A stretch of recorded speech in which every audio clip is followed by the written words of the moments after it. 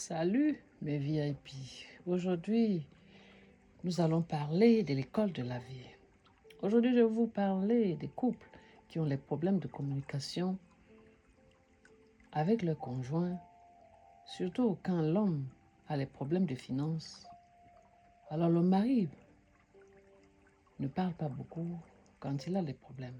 En tant qu'un coach divin, je vais vous donner quelques astuces qui vont vous aider dans la communication d'un couple pour mieux connaître son partenaire et savoir quand il n'est pas d'humeur à communiquer et savoir quelles sont les causes qui le poussent à être si calme, parce que nous avons tous des humeurs, et pourquoi un silence total dans la maison.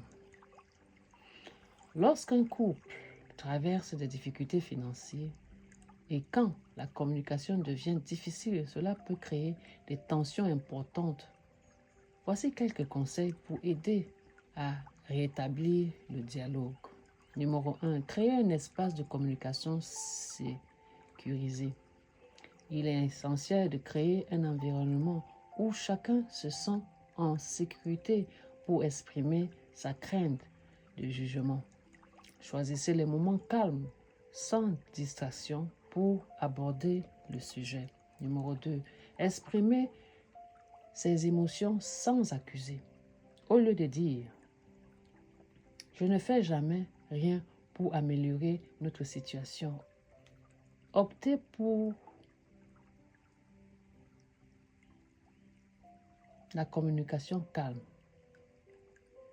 Vous pouvez lui dire « Je suis très anxieuse par rapport à la situation financière que tu as aujourd'hui, mais essayons d'en parler et voir les solutions, comment nous pouvons trouver d'autres alternatives pour nos projets. »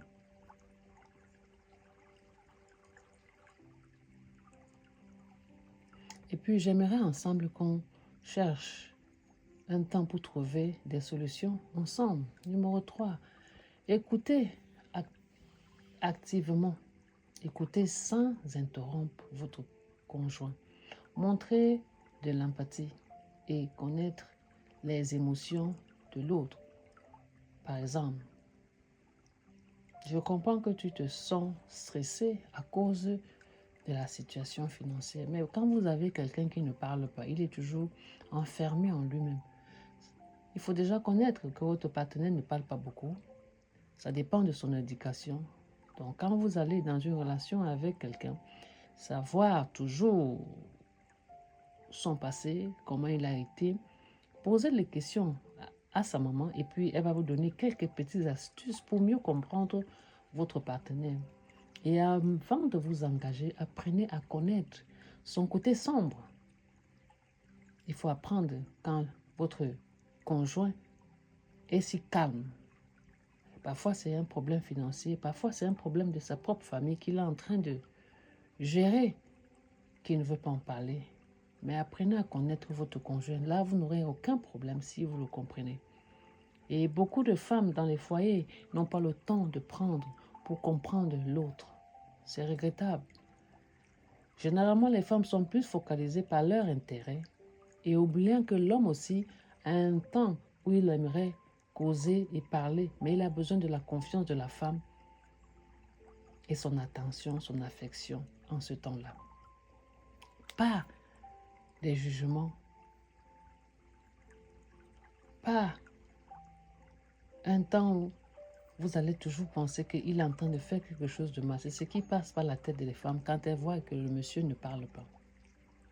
Mais trouvez plutôt des questions. Pourquoi il est si calme? Vous devez comprendre que quand un homme n'a pas l'argent, il devient comme un petit enfant. Il se rétracte. C'est pas comme une femme. L'homme a plus honte que la femme. Il faut d'abord comprendre ça. Au lieu de chercher un coupable, mettez ensemble sur la recherche de solutions. Parlez de vos objectifs financiers communs et élaborez un plan d'action ensemble. Cela pourrait inclure la réduction des dépenses, la recherche de revenus supplémentaires ou de consultation d'un conseiller financier. Apprenez à gérer, apprenez à être économe. Ne faites pas des dépenses où vous allez être nu, sans un centime dans votre compte. Non, on ne vit plus comme ça ainsi, mes VIP. Avez une femme qui n'est pas dépensière, une femme qui sait ce qu'elle veut dans la vie. Numéro 5. Encouragement de soutien mutuel. Soutenez-vous mutuellement, émotionnellement. Un simple encouragement peut aider à renforcer la confiance et la motivation de l'autre. Numéro 6. Cherchez de l'aide extérieure si nécessaire. Si la communication reste bloquée, envisagez de consulter un coach, comme je suis, de vie. Un conseiller conjugal ou un conseiller financier peut aider à débloquer la situation. Si tu veux des exemples, ok, je vous en donnerai encore plus. C'est plus la communication dans les groupes mes VIP. Alors voilà votre enseignement aujourd'hui. Prenez-en soin et prenez le temps d'écouter votre partenaire et de comprendre qu'est-ce qui le dérange et de connaître à fond qui il est réellement. Je suis votre motivational speaker and life teacher. À très bientôt, s'il plaît à Dieu.